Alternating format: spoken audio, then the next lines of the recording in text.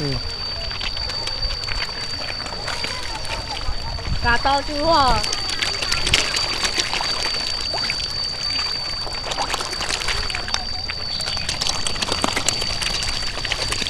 Anh Kít cho ăn kìa.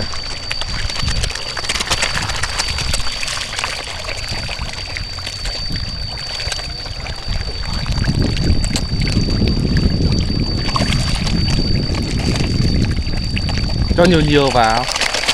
Ui, con cá to nhất kìa.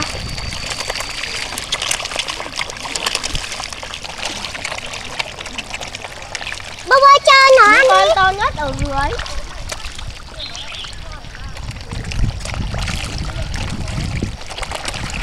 Không được cá.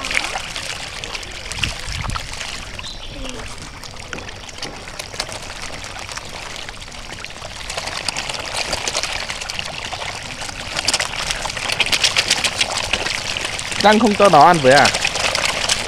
Anh Kít cho nó uống nước với.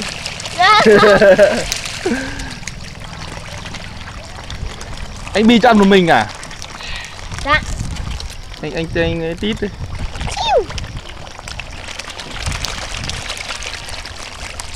Lên trên, lên trên thôi.